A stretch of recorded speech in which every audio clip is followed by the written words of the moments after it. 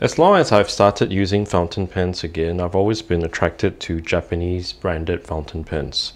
Besides Pilot, as everyone knows, the other two big fountain pen manufacturers from Japan are actually Platinum and Sailor.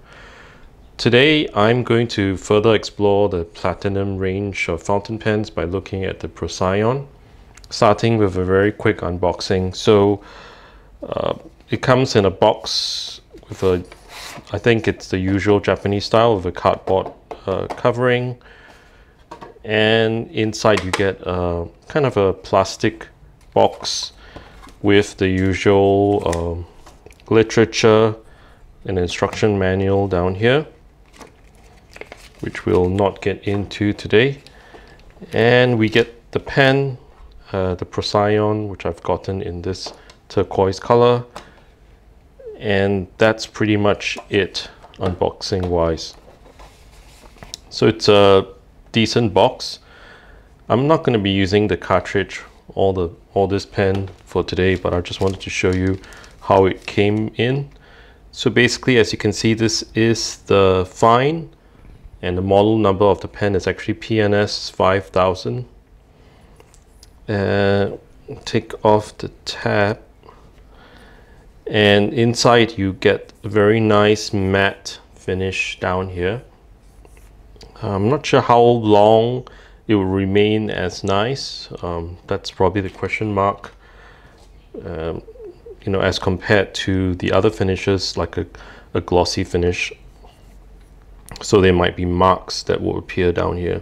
So looking at the pen, it has the finial with this little pointy nub at the end. Same for the other side.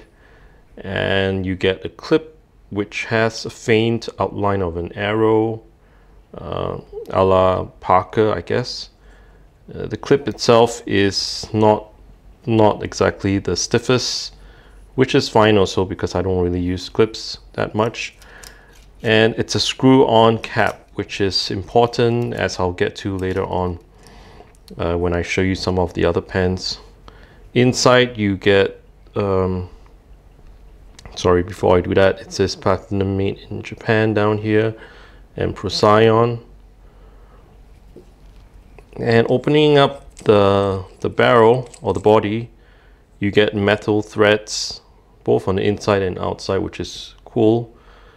And you get the main grip section, which also has metal threads down here.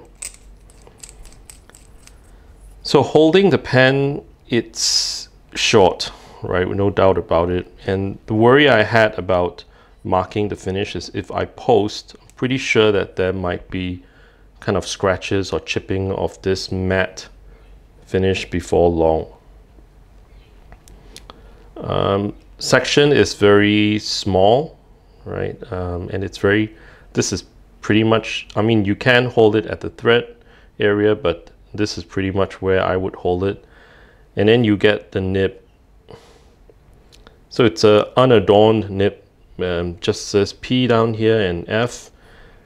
And the kind of the marketing like verbiage on the Procyon brand website mentions that this little hole down here is actually where the ink gets ingested, which means that you don't need to dip the pen all the way down here and get inky fingers.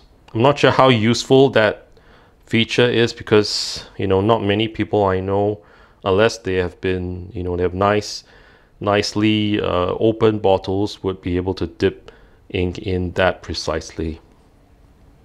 But it's a decent looking pen out of the box.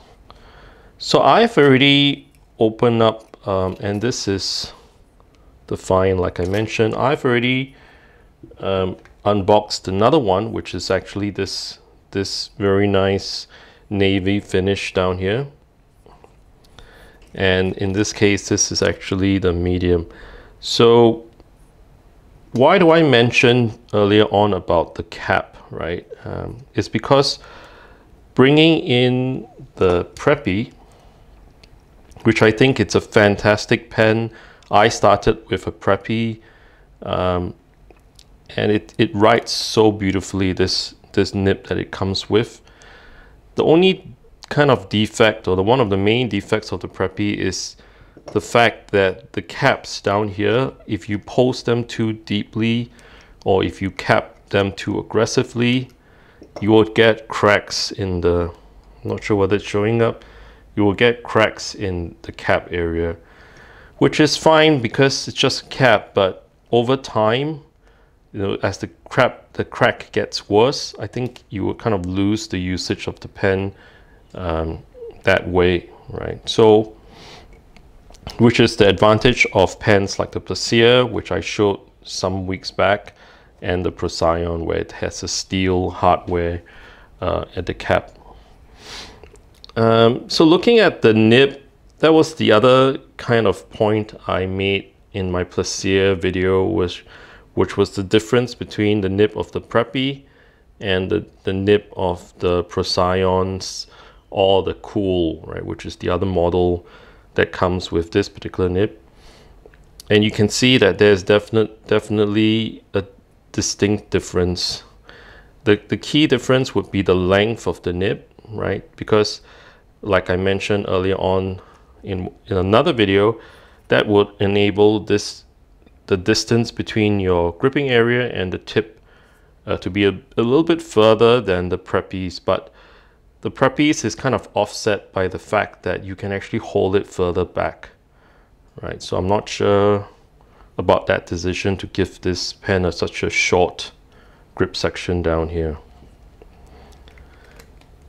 So looking at the Plasir, which is another pen I still enjoy, you know, obviously it's a different nib, and however the Plasir does have that big section, which also, you know, kind of leads me to the point that the Plasir and the Preppy, you can actually just unscrew the body area and then switch the entire grip section plus the nib, you know, between pens. So my plan was, you know, for those Preppies that I love the nib off, but the body's wore out, I can always switch it over to the Plasir.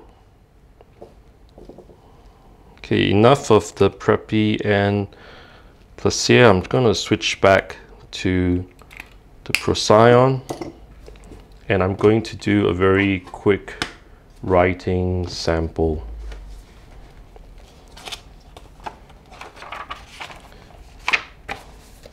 So I'm going to bring in my notebook.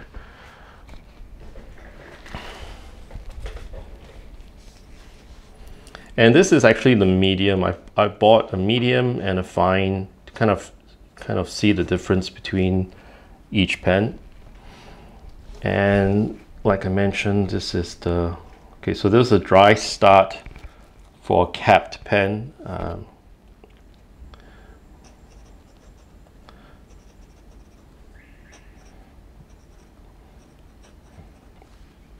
And the feeling of the nib, so this is the medium, and basically the feeling of the nib is it's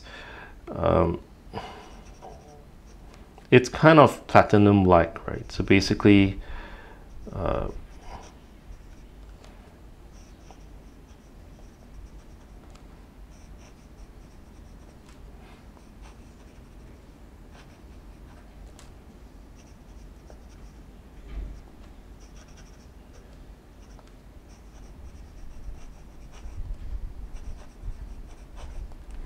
it has a little bit of feedback. It's smooth, and it's not like extremely wet, but it's, you know, it actually does the job by laying down ink quite sufficiently, right? In terms of kind of line variation, you can push. This nib is definitely softer than the Plasir / Preppy because of this kind of extra metal down here. So I feel that bounce that people always like to talk about more on this pen rather than the Plasir, right? So just comparing with the Plasir, which also has that medium nib, I'm sorry, this is actually, I swapped this out from the Preppy. Sorry for the confusion. So just a quick double check. So this is the medium.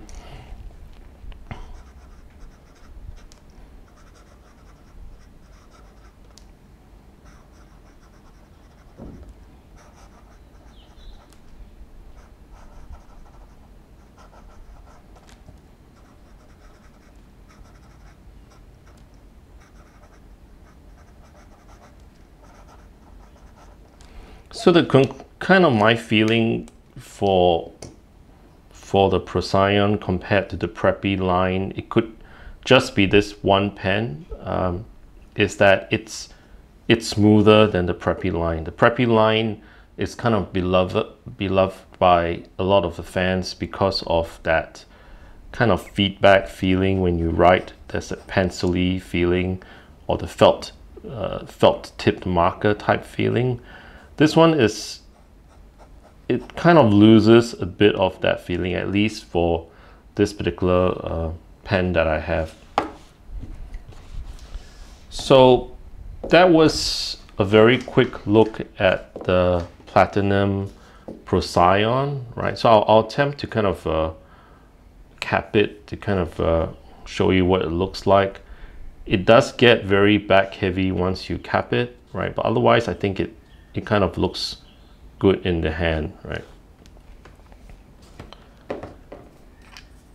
So what do I think about this pen? Would I kind of get this pen again if I lost it, or would I kind of get another one? I guess the answer for me is probably not, right? So first of all, it's not a very cheap pen. I believe you can actually get a few Plasirs, maybe 3 Plasirs, and many Preppies for one of these Procyons. And you know, it's marketed, I'm not sure where it's marketed. It's probably marketed against pens like the Loom, is my guess. And I think you know, sad to say, the Loom's nib is superior to this pen's nib. There's nothing very wrong with the Procyon's nib, but I think the Loom's nib kind of brings that extra character that this pen might not have.